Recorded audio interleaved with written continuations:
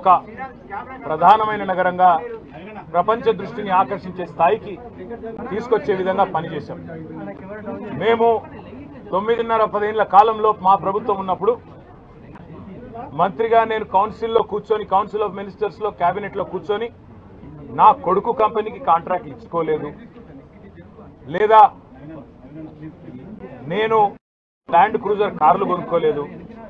ఆ పనులు రేవంత్ రెడ్డి గారు, ఆయన మంత్రివర్గ సహచరులు, ఆ సాగు తెలివితేటలు, ఆ అవినీతి తెలివితేటలు వాళ్ళకే ఉన్నాయి.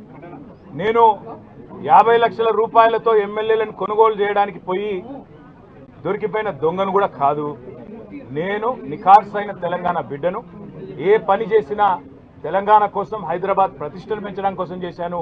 అర పైసా అవినీతి కూడా నేను చేయలేదు, చేయబోను. సరే, ఇవాళ ఈ కొంచెం ఉర్రకుండా ఆగలుగుతారా? ఇవాళ కొంతమంది అర్థమయ్యి కాని వాళ్ళు, తెలిసి తెలియని వాళ్ళు ఏదో కొంత బురద జల్లి తాత్కాలికంగా మీడియా మేనేజ్మెంట్ ద్వారా రాజకీయ పబ్బం గడుపుకోవాలనుకునే కాంగ్రెస్ వాళ్ళకి నేను చెప్పేది ఒకటే, నిజం నిలకడ మీద తెలుస్తుంది. ఇట్టి పరిస్థితుల్లో మా దృష్టి ఏదైతే కేంద్రీకరించబడిందో దాని నుంచి తప్పించలేదు. మేము మాట్లాడుతూనే ఉంటాం, కొట్లాడుతూనే ఉంటాం.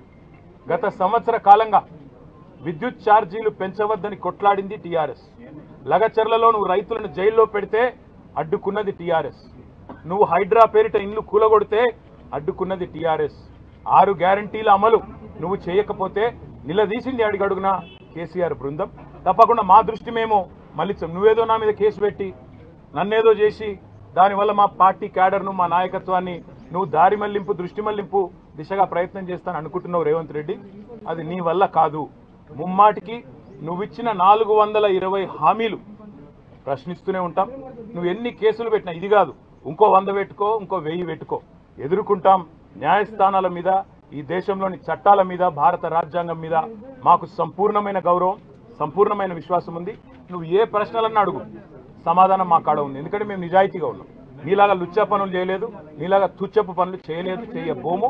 నిఖార్సైన తెలంగాణ బిడ్డగా, కేసీఆర్ గారి రక్తం పంచుకొని పుట్టిన కేసీఆర్ కొడుకుగా చెప్తా ఉన్నా, తెలంగాణ కోసం అవసరమైతే చస్తాను తప్ప ఎట్టి పరిస్థితుల్లో ఇట్లాంటి లుచ్చగాళ్ల ముందు మాత్రం తల వంచను. తప్పకుండా కొట్లాడుతూనే ఉంటా, పోరాడుతూనే ఉంటా. తెలంగాణ జయించేదాకా, ఈ కాంగ్రెస్ కబంధ హస్తాల్లోంచి తెలంగాణ బయటకు వచ్చేదాకా కొట్లాడుతూనే ఉంటాను, ప్రతిజ్ఞ చేస్తా ఉన్నా. Thank you.